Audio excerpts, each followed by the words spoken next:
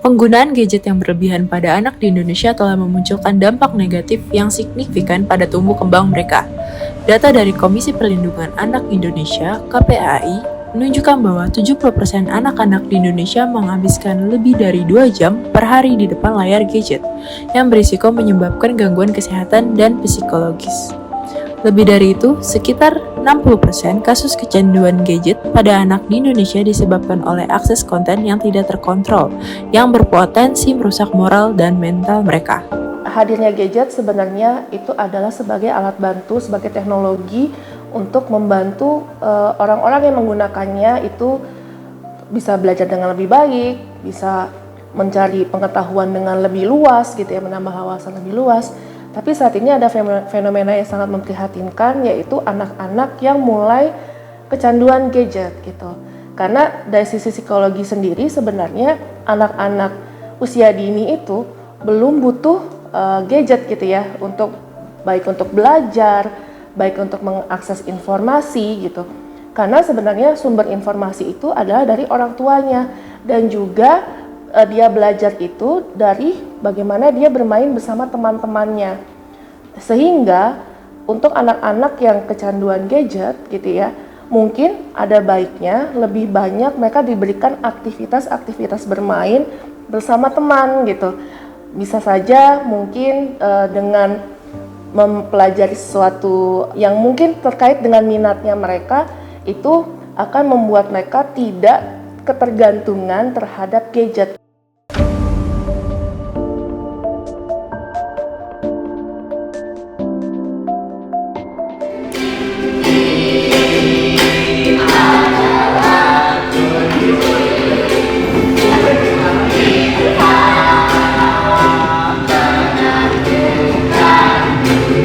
Kita sebagai wadah berkesenian dari setiap kalangan sih, tapi lebih khususnya ke anak-anak, untuk mengurangi anak-anak bermain gadget. Dampaknya sih emang kalau kita nggak mengarahkan banget, buruk banget sih bermain gadget untuk anak-anak. Mereka lebih fokus bermain game, lupa akan lingkungan sekitar. Jadi kalau misalnya di taman kita kumpul, mereka tuh nggak ada yang bermain gadget, mereka senang semua, nyanyi bareng-bareng. Memotivasi mereka di rumah pun seperti itu. Kita dianjurkan mereka untuk bermain bareng sih, bermain bersama.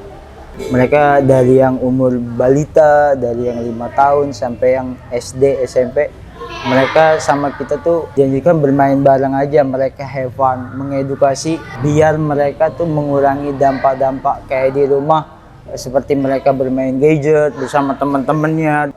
Dari beberapa orang tua yang datang sih seperti itu, mendaftarkan anaknya di Taman Sawangan Ukulele, jadi mereka have fun aja men. Tapi ya dampaknya setelah mereka udah masuk di Taman Sawangan Ukulele, dengan sedikit edukasi mengajarkan anak-anak saling bermain aja, main fun game, ice breaking dengan segala rutinitas yang ada di Taman Sawangan Ukulele, mereka jadi mengurangi dampak bermain gadget. Di Taman Sawangan Ukulele ini, alhamdulillah anak-anak bisa diajarin salah satu alat musik, ya, yaitu ukulele. Ini jadi pengalaman tersendiri buat anak saya, bisa berlatih ya bersama anak-anak yang lainnya, dan juga menambah kedewasaan dia. Dan paling penting adalah dia bisa mengurangi ya kegiatan di kebiasaan di rumah itu bermain gadget gitu.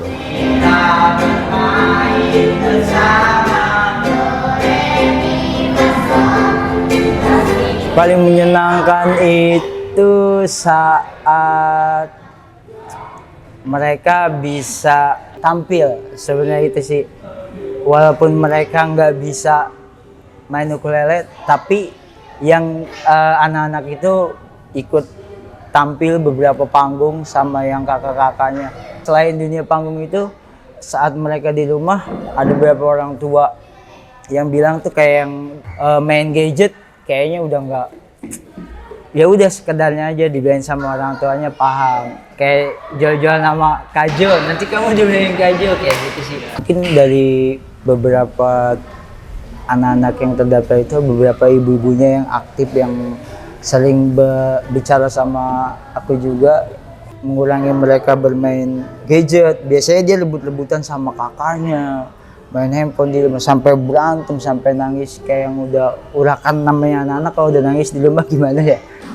Tapi setelah bergabung Taman Sang Ukulele, ibunya bercerita alhamdulillahnya tuh mereka lebih mengerti, dibilangi mengurangi mereka benar-benar main gadget, berebutan main handphone di rumah.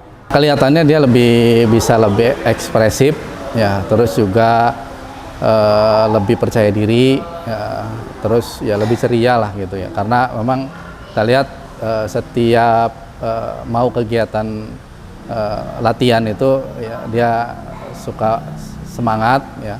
Terus juga banyak ya teman-temannya lah banyak bermain ya, yang lain-lain gitu.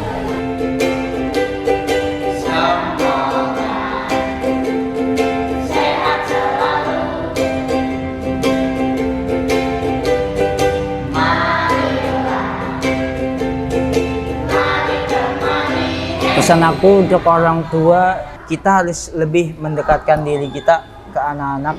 Kita harus bisa berinteraksi ke anak-anak ya. Jangan memponis anak langsung, "Hei, kamu main gadget salah." Sebenarnya anak nggak bisa seperti itu. Bagaimana cara kita? Menurut aku sih pendekatannya yang dasar, pendekatannya yang halus. Setelah itu baru kita memberitahu dampak buruknya terlalu lama bermain gadget. Menurut aku gitu sih. Jangan pesan aku jangan langsung dimarahi, jangan langsung dimaki, jangan langsung dipukul. 1, 2, 3. Yes. Kalau dibilang buruk, sebenarnya emang bukan rahasia umum lagi ya. Anak-anak banyak banget, bahkan bukan di lingkungan kita aja sih. Dampaknya emang buruk banget. Ya kalau emang sudah terlanjur, memang ini jadi tantangan juga tersendiri ke orang tua ya, karena memang lagi-lagi biasanya ya memang salah asuh dari orang tuanya juga gitu, atau karena kitanya juga keasikan dengan gadget sehingga anak kita ikut-ikutan gitu ya. Ini sekali lagi jadi PR besar bagi orang tua ya, karena kita tahu sekali lagi gadget ini menjadi alat yang serba ada, ya serba bisa, dan juga menjadi alat ya, yang mempermudah sebetulnya bagi kegiatan-kegiatan kita.